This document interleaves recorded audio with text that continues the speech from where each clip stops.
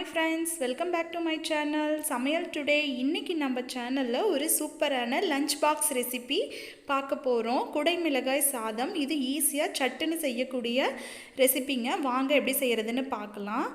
First ஒரு கடாயில வந்து ஒரு 2 ஸ்பூன் அளவுக்கு எண்ணெய் சேர்த்துக்கோங்க. எண்ணெய் நல்லா சூடானதும் ஒரு பச்சை மிளகாயை வந்து இந்த மாதிரி சின்னதா கட் பண்ணி சேர்த்துக்கோங்க. ஒரு மீடியம் சைஸ் பெரிய வெங்காயத்தை இந்த மாதிரி நீளமா கட் பண்ணி சேர்த்துக்கோங்க. சேர்த்திட்டு இதை வந்து ஒரு 2 நிமிஷம் வந்து நல்லா ஃப்ரை பண்ணி விட்டுக்கோங்க. இப்போ வெங்காயம் வந்து நல்லா வதங்கிடுச்சு. நான் இன்றைக்கி ஒரு குடைமிளகாயை வந்து நான் இந்த மாதிரி நீளமாக கட் பண்ணி வச்சுருக்கேன். அதை இதில் நம்ம சேர்த்திக்கலாம். சேர்த்திட்டு ஒரு நல்லா வதக்கி விட்டுக்கோங்க. இந்த குடைமிளகாய் வந்து சீக்கிரமாகவே நல்லா வதங்கிடும். ஒரு 2 நிமிஷம் மட்டும் இதை நல்லா வதக்கி விட்டிங்கன்னா போதும். பாருங்கள், இப்போ குடைமிளகாய் வந்து நல்லா வதங்கிடுச்சு. இப்போ இதில் 1 ஸ்பூன் அளவு டொமேட்டோ சாஸ் வந்து சேர்த்திக்கலாம். 1 ஸ்பூன் ரெட் சில்லி சாஸ் சேர்த்திக்கலாம்.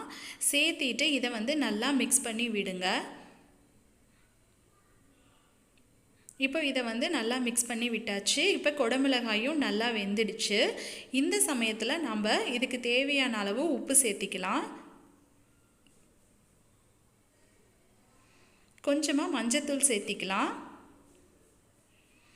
சேர்த்திட்டு எல்லாத்தையும் நல்லா மிக்ஸ் பண்ணி விட்டுக்கோங்க. நான் இன்றைக்கி 1 கப் அளவு சாதத்தை வந்து நான் வடித்து தனியாக எடுத்து வச்சுருக்கேன். ஒரு 90% அளவு வடிச்சிங்கன்னா போதும். சாதம் வந்து உதிரியாக இருந்தால் தான் ரைஸ் கிளறும் போது நல்லாயிருக்கும்.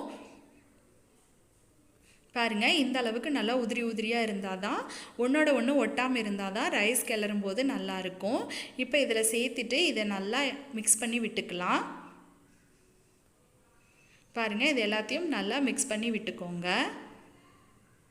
அடுப்பை வந்து லோ ஃப்ளேம்லேயே வச்சுருங்க. ஹை ஃப்ளேமில் வைக்க வேண்டாம். லோ ஃப்ளேமில் வச்சு நல்லா மிக்ஸ் பண்ணி விடுங்க. இப்போ இதை வந்து நல்லா மிக்ஸ் பண்ணி விட்டாச்சு. பாருங்கள், சாதம் எவ்வளோ உதிரியாக இருக்குது பாருங்கள். இந்த மாதிரி இருந்தால் தான் ரைஸ் கிளறும்போது நல்லா உடையாமல் வரும். இப்போ இதில் 1/2 ஸ்பூன் அளவு பெப்பர் பொடி சேர்த்துக்கலாம். கொஞ்சமாக கொத்தமல்லி தழை சேர்த்திக்கலாம். சேர்த்திட்டு எல்லாத்தையும் நல்லா கிளறி விட்டுக்கோங்க.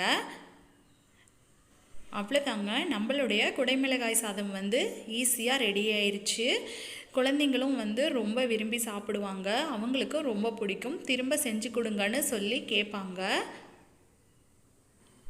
இந்த வீடியோ உங்களுக்கு பிடிச்சிருந்ததுன்னா கீழே கமெண்ட்ஸில் சொல்லுங்கள். லைக் பண்ணுங்கள், ஷேர் பண்ணுங்கள். மறக்காமல் சமையல் டுடே சேனலை சப்ஸ்கிரைப் பண்ணிக்கோங்க. பக்கத்தில் இருக்க பெல் ஐக்கானையும் கிளிக் பண்ணிக்கோங்க.